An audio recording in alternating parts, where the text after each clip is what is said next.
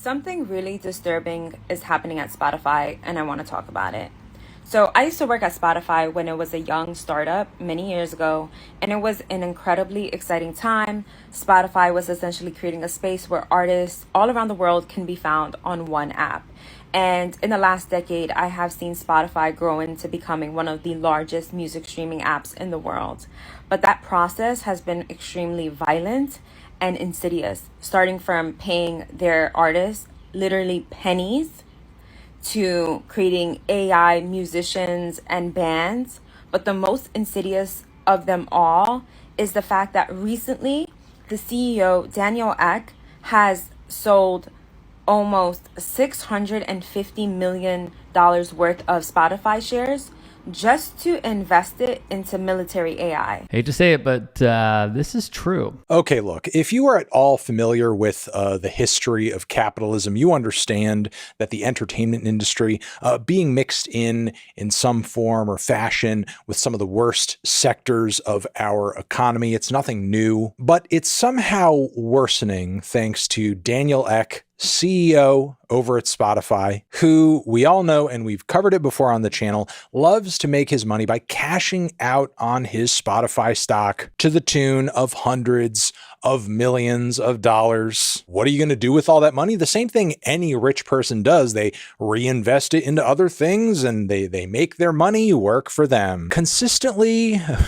for whatever reason, Daniel Ek has just loved dumping money into military tech and has most recently put this massive lump sum of money into a 4-year-old AI defense software company named Helsing, which also deals in drone technology and stuff like that. You know what's even weirder, stranger, more disturbing? It's not enough for Daniel to, I don't know, just passively, while ignoring the horrors of the military industrial complex, just throw all this money into it in hopes that he's going to get a massive return on his investment. But that's not enough for Daniel. He's actually been named as a chairman of this company now, because Daniel can't just invest in this stuff. He's got to be at the helm of it. But like, does this guy even care about or like music? Was music ever really a passion or a driver for him in any way whatsoever? Or was it just a thing for him to parasitically suck off of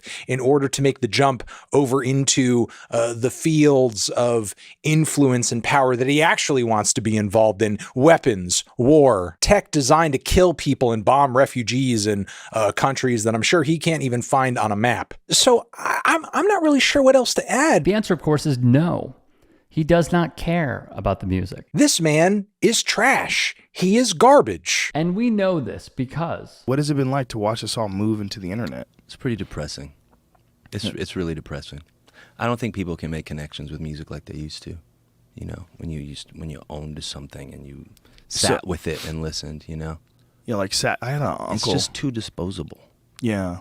You know? Like sitting down with an album, opening the album, putting the headphones on. Yeah, not to even talk about how the artists are treated with streaming. I mean, it's totally criminal. It's not treated like a real valued thing anymore. Who's making all the money and why? And how's that worked out? But we were talking about Spotify and all those different things and how little money the artists actually get out of it. 0.005 cents for a click for those. And if you buy the album, how much is it per song? How much are they paying per song? For a physical copy. If you buy the album like on iTunes or on like a CD? CD or iTunes. What is the difference? What's the comparison to those? If a song is 99 cents, you're looking at 30, 40 cents. No one can hear you, but he said if the song is 99 cents, you're looking at 30 or 40 cents. Mm-hmm. Big as compared to streaming, which is, what'd you say it was? 0.0005. Is that what you said? Yeah. 0.005 per time songs clicked. Oh, per time songs click. So every time someone clicks on it. It has to play for like 10 seconds. Oh, God. It's just mass consumption.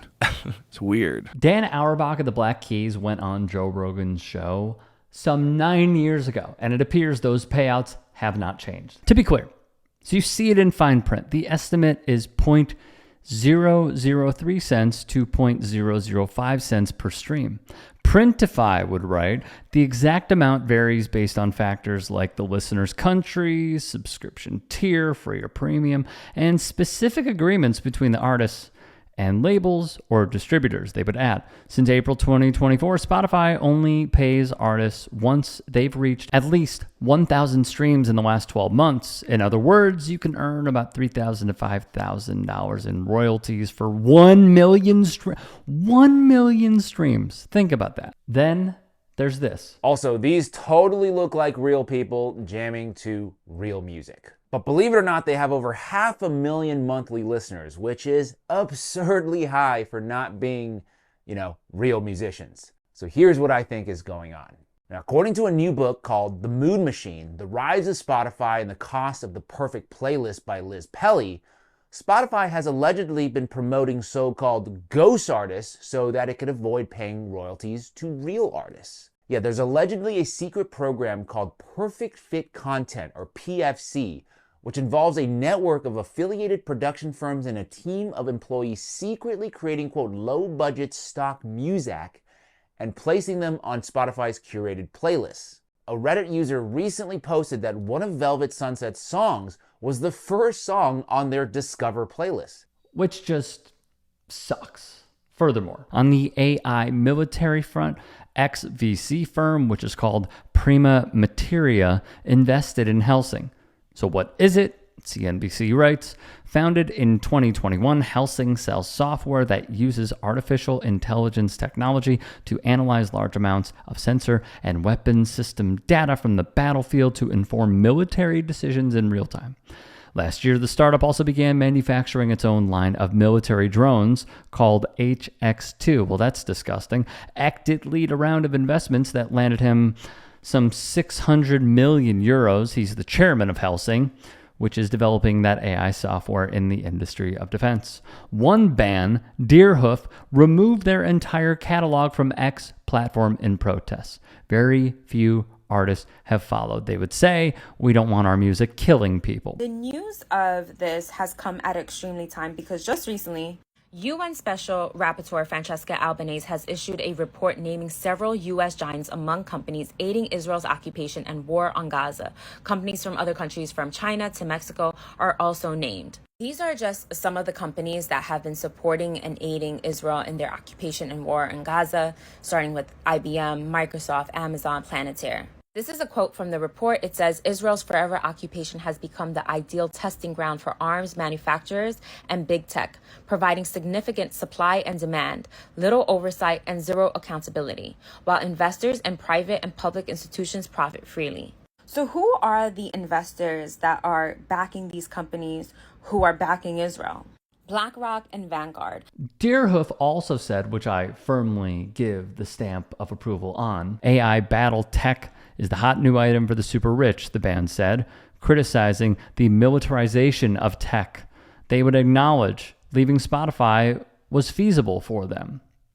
Other artists relying on the platform may not have that very option. Eck, meanwhile, gave this statement. I'm sure people will criticize it, and that's okay. Personally, I'm not concerned about it. I focus more on doing what I think is right, and I am 100% convinced that this is the right thing for Europe. So in conclusion, Daniel Eck created an app not to help the artists, but to enrich himself because he is a greedy, egotistical maniac.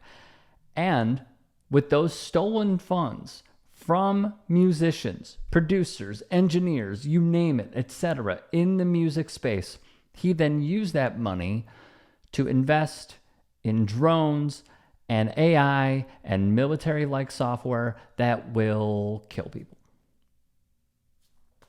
Dire times, man. You should go subscribe to my new show, The Rick Strom Show. I'm going to be interviewing people from sports, music, journalists, authors, sports doctors. It's going to be fantastic. Please go subscribe. Thank you.